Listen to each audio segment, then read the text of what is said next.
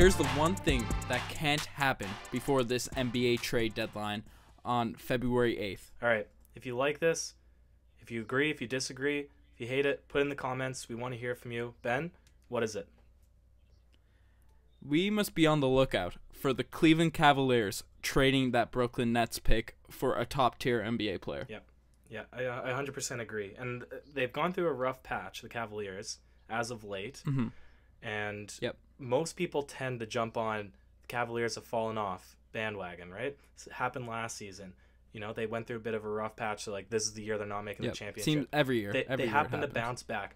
But what we've talked about is this is the season that the Raptors have the best opportunity to beat the Cavaliers. That could be there could be a big wrinkle put into that argument that the Raptors have a legitimate chance here if they get a big pick.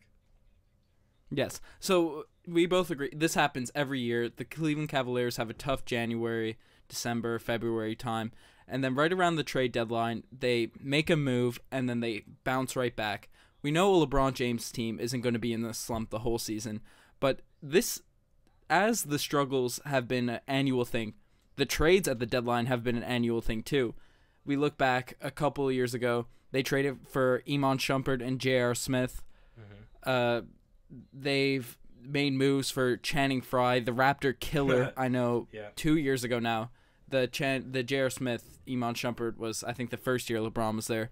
And then even as far back as last season, they traded for Kyle Korver, who decimated us in the postseason last year. So the Cavaliers always pick up players that get integrated into their system quickly at the deadline. And it's just a thing that happens for them, and it won't mess up their chemistry. I mean, it could. But this year they have an asset. It rarely happens, and we're playing against a LeBron James team.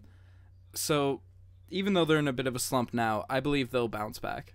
I don't know if you agree. Okay, yeah, but I mean, the argument, and we'll just toss out the names right now, and you'll talk about what, I mean, the reason that they have the ability to make a big trade before the deadline. Yeah, they can make a bigger move than they made in the past years. Exactly. Now, there's been rumors that DeAndre Jordan is being shopped heavily, and that Cleveland is one of his top destinations, or I guess the Clippers are looking to Cleveland. Lou Williams has been reported to maybe be going to Cleveland as well. Boogie Cousins is apparently being shopped. Yeah. So we have a lot of... There's no trade rumors yet, but like definitive talks, but the names are being thrown out there by ESPN and Fox and whatever. Yeah. So we have big players that could make a difference. Now, I mean, if we get into this, then my argument is that it'll make them worse, I guess.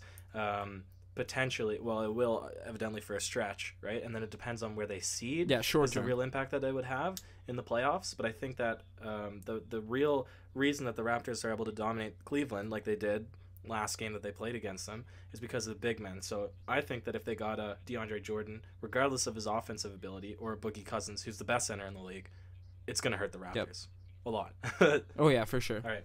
What? Yeah, we know Cleveland's going to make a move, but they can make big moves, as you said. And I think Toronto, we should be really worried for that. We know they're going to make a move, but hopefully it's a low-key move that doesn't move the needle that much. All right, we'll just fill because if you look... Just one sec. Just fill in people, like, why they're able to, just in case anybody's not aware that they have the pick. Yeah, so they have the Brooklyn Nets pick that they got in the trade for Kyrie Irving.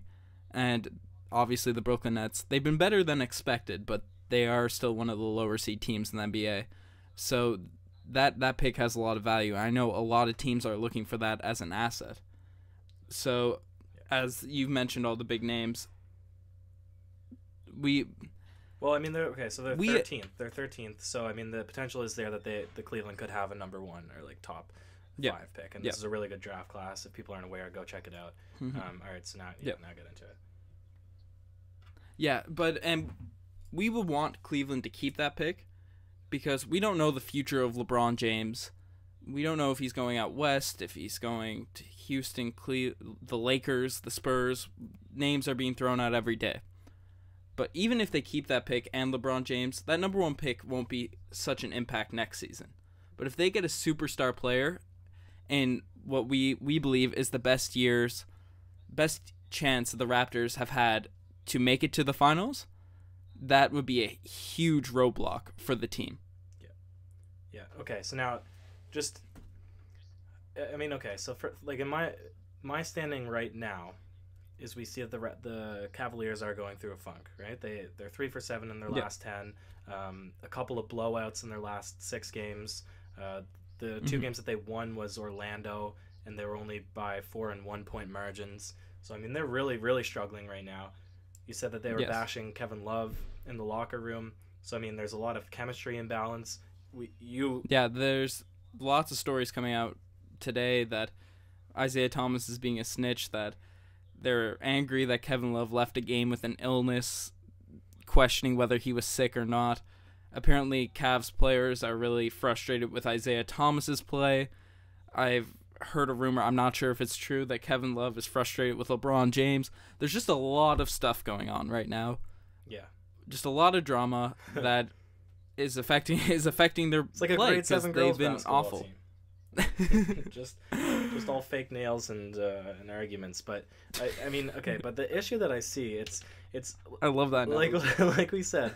Well, I mean, they're grasping at straws for why they're losing games, and it's obviously not Kevin Love leaving one game due to a fake sickness, whether it's real or not, purportedly real, but who knows? Yeah. I'm not in his head, but I mean, he's no Michael Jordan, play through the flu, but. Like we said, OG's not going to necessarily completely contain LeBron. He's going to get his points in the playoffs, right? And LeBron's... You could have a giant 80-foot brick wall guarding LeBron, and he'd still get his points. He'll get his baskets, yeah. I mean, Isaiah Thomas is a fantastic Even though scorer. OG is God, don't disrespect OG. Never disrespect OG. We will come for you, and all the Raptors fans will. That's a fact. Isaiah Thomas, I mean, he'll get his points too, but like we said, DeMar will abuse him off of switches. Yeah, well, he's nicknamed DeMar DeRozan's shooting chair. Yeah. Because whenever the Raptors play against Isaiah Thomas, they just run a pick and roll, switch Isaiah onto DeMar, and DeMar gets an open mid-range jump shot, which I don't think he's missed in his career, an open mid-range jump shot. Yeah, oh my gosh, he's got the touch. It's fantastic. But we have the role players that always step up and hurt the Raptors. But this is the season that we have the most energy off the bench. We have the most efficient bench unit. We have the most intensity defense on a string, right? We have every single player that's committing to playing defense. And that's the reason that we're able to do good. If you take out... and we're moving the ball. And we're moving the basketball. We're moving the basketball. But if we take out one of their role players, right, and add in a center that can actually score or be a threat on defense or offense, whatever, then we would then lose the ability for our big men to score with ease, which is what happened in the last series, right? And then we would have more ability for LeBron to operate on the offensive end, because then off of pick and rolls, he has another outlet to pass to down low, which we would have to then cover, because right now it's pretty easy because most of them are shooters on the team. Yeah, for sure. That wasn't ever a big factor for us the last 2 seasons we played the Cavaliers in the playoffs, like feeding the big man, being able to overpower the Cavs, because we never really incorporated our big men into the offense that much. It was always just going through Lowry and DeMar. But we've seen this season, even though Jonas has had up and down games, but Jonas and Jakob have been very much more integrated in the offense. And when they have a mismatch, it's being they just keep feeding it to them. The ball keeps moving. The ball gets kept throwing inside. And I think that could be a bit huge, as you said, a huge asset this season against the Cleveland Cavaliers. So, as you said, getting a big man, getting a DeMarcus Cousins, a DeAndre Jordan would hurt us, especially in the playoffs. Yeah. Now, what if they settled for a player like Lou Williams, who, as you said, it's been reported that he's being looked into? Well, that wouldn't be a settle. He's been amazing this season. Do you think that would have an impact enough to be detrimental to the Raptors in the playoffs? Well, if you give LeBron... The problem with the Cavs this season on the offensive end is their shooters just have not been hitting shots. Yeah. LeBron has been known... Because LeBron can get to the rim at will, but then he kicks it out to Korver or J.R. Smith or Channing Frye, who's 100 years old now.